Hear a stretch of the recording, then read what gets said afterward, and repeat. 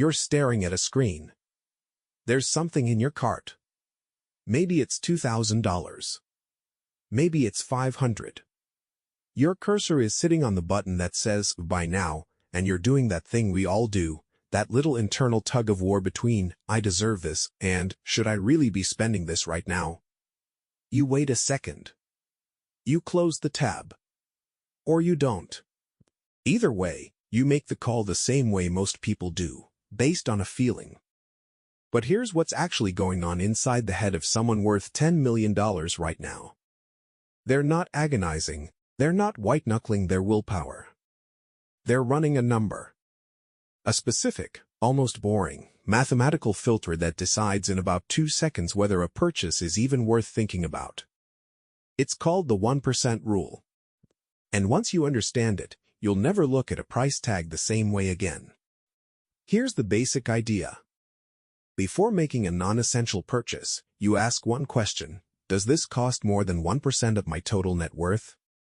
If the answer is no, buy it. Don't think twice, move on with your life. If the answer is yes, you don't say no automatically, you just trigger a pause. A mandatory 24 to 48-hour wait, and ideally, a short written note explaining why you actually need it. That's it. That's the whole rule. No spreadsheets, no budgeting app, no guilt. Now here's why this actually works when so many other money rules fail. Most spending advice gives you a fixed number.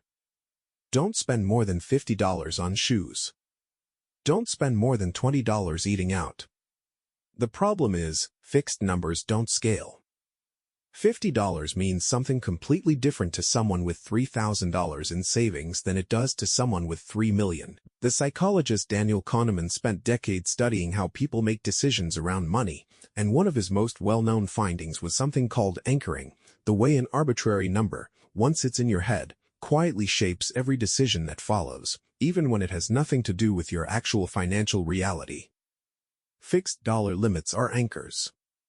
They feel meaningful, but they're disconnected from what actually matters, which is your net worth relative to the purchase.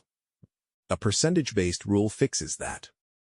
It automatically adjusts as your financial life changes. Someone with $50,000 and someone with $5 million can both use the exact same rule, and it will still protect them because it's measuring the purchase against their own reality, not some arbitrary number a blog post told them to follow.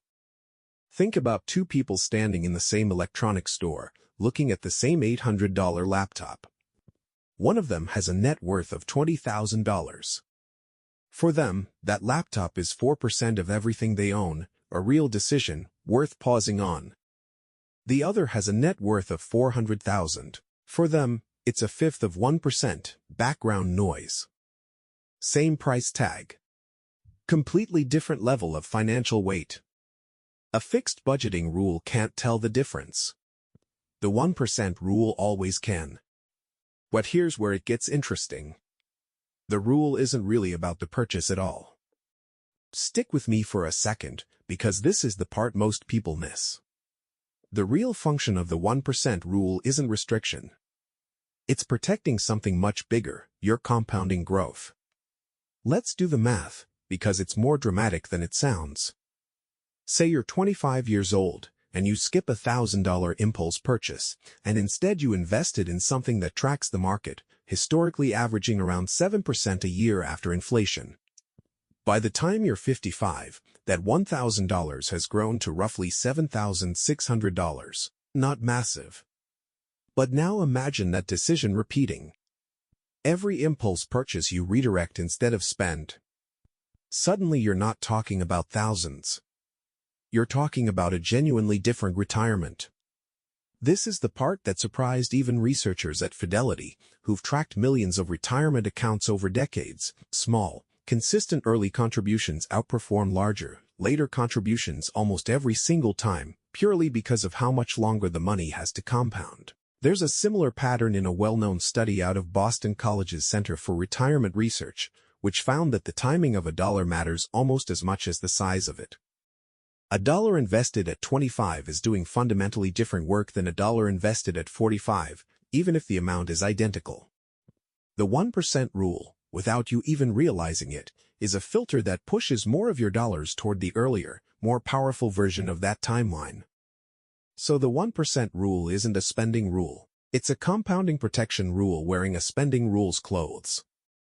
Now, there's a psychological trap this rule is specifically designed to catch, and it's one economist Richard Thaler wrote extensively about, something called lifestyle creep. As your income rises, your sense of what counts as small quietly rises with it. A purchase that would have felt reckless 5 years ago starts to feel routine, not because you thought it through, but because your brain recalibrated its baseline without asking you. Here's what makes lifestyle creep so dangerous. It never announces itself. Nobody wakes up one day and decides to start spending more. It happens one small upgrade at a time. A slightly nicer apartment.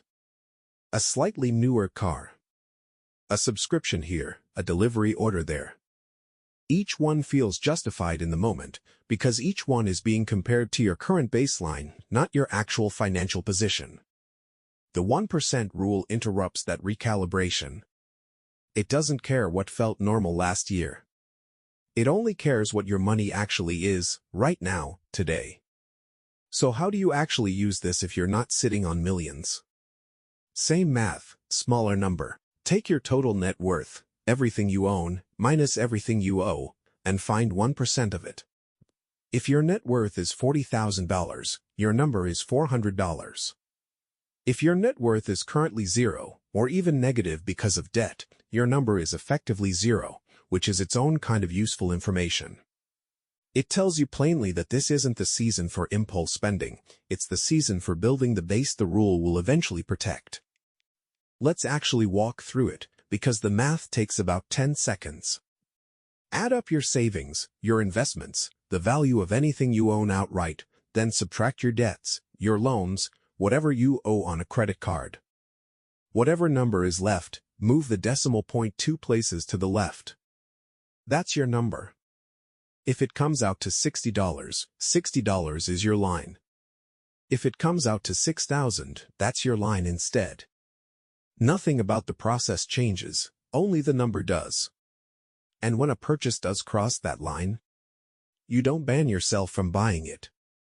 You just wait, 24 hours if it's a moderate stretch, 48 if it's a real stretch.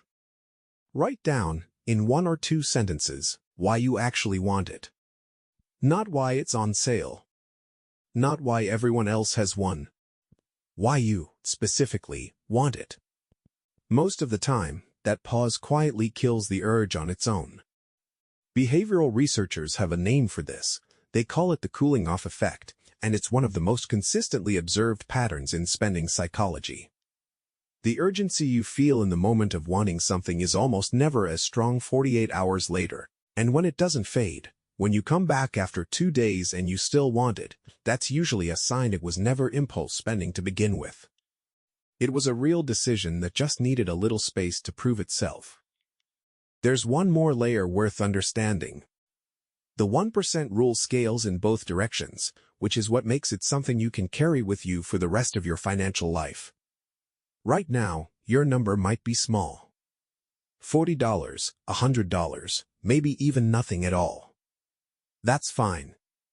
The rule isn't judging where you are.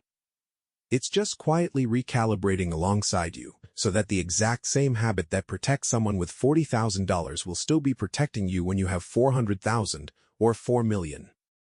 You're not learning a beginner's trick you'll outgrow. You're learning the same mental filter the wealthiest people you'll ever meet are still using today.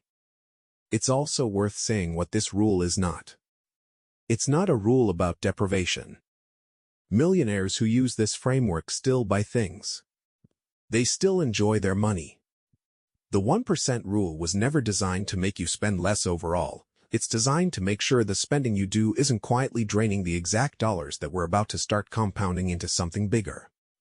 99% of your financial life stays exactly the same. It's that final 1% of decisions, the big, occasional, easy-to-rationalize ones, where this rule earns its keep. So go back to that screen. The one from the beginning. Cursor hovering, cart full, that familiar tug between wanting it now and wondering if you should. Run the number. 1%. That's all it takes to know if you're making a decision or just reacting to one.